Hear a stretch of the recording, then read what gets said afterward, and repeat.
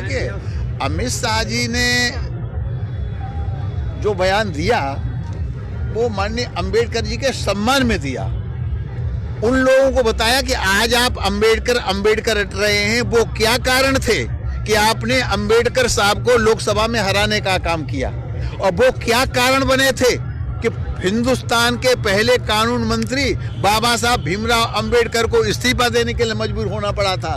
तो पूरे विपक्ष ने, कांग्रेस ने बाबा अंबेडकर के साथ सदा अन्याय किया, अनीति की, उनका अपमान किया। हमने पंच तीर्थों का निर्माण किया है, और ये बाबा साहब की कृपा है कि साक्षी महाराज 7वीं बार MP हैं, और एक बहुत छोटे परिवार में पैदा हुआ चाय बेचने वाले का बेटा नरेंद्र भाई मोदी देश का तीसरी बार प्रधानमंत्री।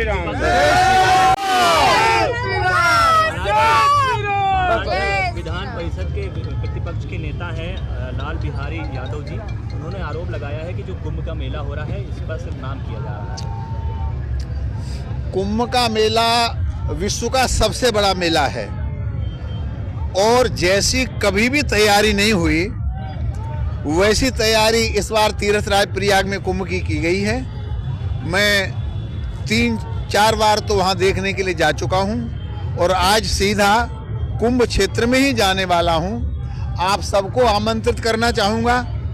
11 तारीख को रामलीला मैदान से 9 बजे हमारा कुंभ क्षेत्र में प्रवेश होगा, ढोल नगाड़ों के साथ में, हाथी घोड़ों के साथ में। तो आप आएंगे, कुंभ की शोभा को देखेंगे, और जो उत्तर प्रदेश के मुख्यमंत्री माननीय योगी आदित्यनाथ ने भारत के प्रधानमंत्री मोदी जी के नेतृत्व में कुंभ में व्यवस्था की, उस व्यवस्था को भी आप देखेंगे। ऐतिहासिक, सारा विश्व देखने के लिए आ रहा है, विश्व की मीडिया आ रही है, विश्व के कैमरे आ रहे हैं। उसके बाद यहाँ के कुछ लोगों को न दिखाई दे तो स्थिति यह है, सूर्य निकले और उल्लू को न दिखाई दे तो इसमें सूर्य का कोई दोष नहीं है, इसमें तो उल्लू का ही दोष कहा जाएगा। भारत विश्व का सबसे बड़ा लोकतांत्रिक राष्ट्र है।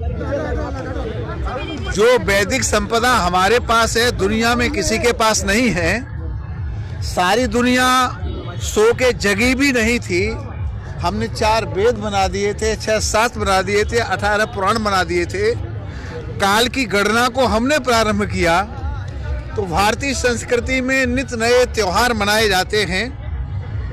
यूरोप का दार्शनिक एक स्लेगल हिंदुस्तान में आया था, और हिंदुस्तान की यात्रा करने के बाद उसका यूरोप में पहला स्टेटमेंट था, सारी दुनिया का दर्शन भारत के दर्शन के सामने ऐसे है जैसे कि देदीप्यमान सूर्य के सामने कोई टिमटिमाता छोटा सा दीपक। तो ऐसे हमारे भारतवर्ष में जो विश्व का गुरु था, ऐसे भारतवर्ष में नित्य कोई न कोई सांस्कृतिक कार्यक्रम होता है।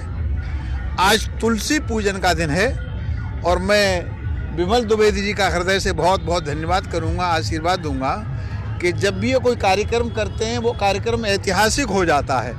मेरा सौभाग्य, मैं तो माननीय पंडित अटल बिहारी वाजपेयी की जयंती पर कुछ कार्यक्रम में भाग लेने के लिए आया, और इसमें भी मुझे सहभागी होने का सौभाग्य प्राप्त हुआ। इसके लिए मैं आप सबको भी बधाई देता हूँ, विमल द्विवेदी जी को बधाई देता हूँ, अपने पूरे उन्नाव जनपद वासियों को बधाई देता हूँ, राष्ट्र को बधाई देता हूँ। बीजेपी के नेता इसलिए उठाते हैं कि वो खुद उभर के ऊपर उठ सके।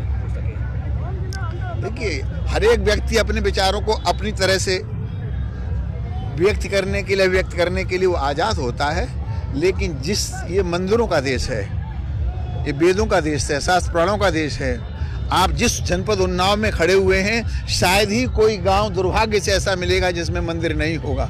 तो इस देश में मंदिरों को तोड़ करके कुछ जिहादी टाइप के लोगों ने मस्जिदों का रूप देने का प्रयास किया। मैं तो आप सबके चैनल के माध्यम से समझदार मुसलमानों से आग्रह करना चाहूँगा कि स्वयं ही वो तय कर लें, देख लें कहाँ मंदिरों को तोड़ के मस्जिद बनाया गया। अगर छोड़ देंगे तो फिर किसी की विवेचना की और सर्वे की आवश्यकता पड़ेगी नहीं। आरोप नहीं लगे हैं। उन तस्वीरों में आपने देखा होगा, मैं भी खून पूछ रहा था, मेरे सामने की घटना है। तो कांग्रेस ने सारी की सारी बदतमीजियों की भी सीमा तोड़ दी, और लोकसभा में तो अध्यक्ष के आसन पर तक चढ़ गए। तो इसकी जितनी निंदा की जाए। गांधी परिवार में बहुत अच्छा कुछ सिखाया कि हमें जिस तरह से तस्वीरें आए राहुल गांधी को आरोप करते, क्या लगता है गांधी परिवार का सवाल पूछना चाहिए इसका?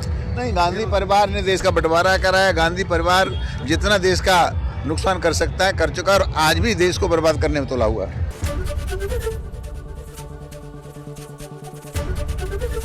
एबीपी गंगा, खबर आपकी, जुबान आपकी।